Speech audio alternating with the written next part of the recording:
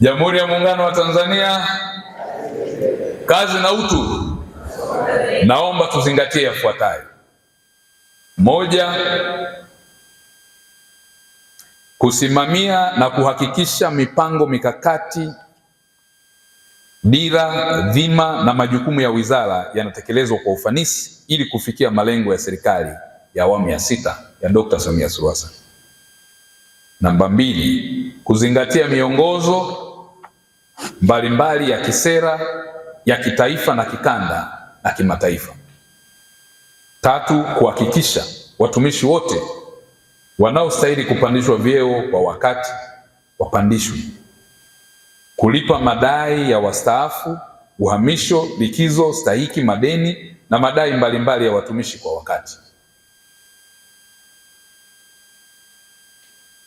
5, kuhakikisha watumishi wa wizara wanatekeleza majukumu yao kwa kuzingatia sheria, haki, maadili, taratibu bila kutumia mamlaka yao vibaya, ili kuhakikisha kwamba dhana ya uwajibikaji na utawala bora inaendelea kuzingatiwa na kuleta tabasamu ambalo Mheshimiwa Rais wa nchi Dr. Samia Suluhu Hassan amekusudia. 6, ufanisi na utendaji utakaosaidia uwajibikaji na nidhamu kazini, utekelezaji kwa wakati na tathmini. Hii itapima malengo na kufuatilia kile ambacho tunakifanya.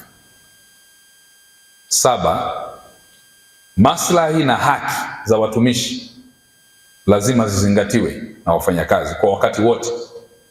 Hakuna masuala ya kufanya kazi kwa kuviziana wala kwa kujuana wala kwa kutegana. Tufanye kazi kwa mujibu wa sheria na kwa mahusiano yaliyo mema yenye faida na tija kwa taifa. Maslahi hapo ndo katika kuangalia maslahi, ni masuala ya maslahi ya posho, mazingira, bima, motisha na usawa na haki na fursa ziwe wote sawa.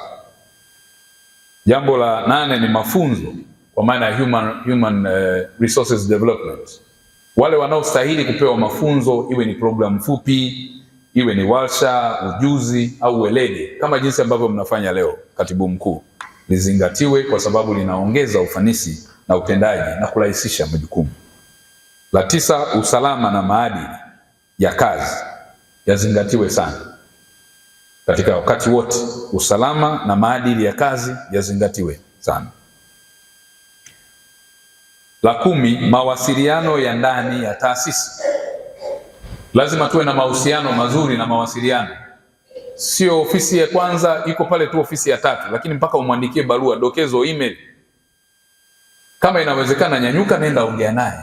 Alafu mnarahisisha jambo, mkija kuweka kwenye maandishi mnalirasimisha ili huduma iende haraka.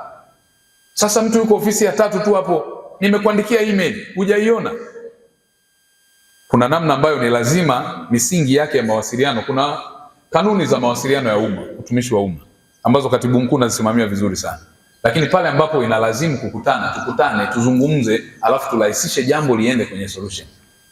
Na ule uharaka wa mawasiliano, lakini pia kufuata utaratibu. Kwamba yameundwa ikiwa ni sehemu au ni utekelezaji wa agizo namba 1 la Mheshimiwa Rais wa Jamhuri ya Muungano wa Tanzania la mwaka 1970 pamoja na sheria ya ajira na mahusiano kazini namba 6 ya mwaka 2004 kifungu 73(1) mpaka 3. Miongozo hiyo inaelekeza kuhusu utekelezaji wa sera inayolenga kuwashirikisha wafanyakazi katika uongozi wa pamoja. Hivyo Mheshimiwa, kikao hiki kinalenga kutimiza au ni utekelezaji wa maelekezo hayo ya serikali. Hivyo mgeni rasmi, kufanyika kwa kikao hichi cha Baraza la Wafanyakazi Wizara ya Mambo ya Ndani ya Nchi imekuwa ni fursa kwa watumishi kushirikishwa katika kupanga, kutekeleza mipango ya wizara kupitia mijadala ya wazi, ya huru, ya pamoja kuhusu utendaji kazi na maslahi ya watumishi ili kuleta tija na ufanisi mahala pa kazi.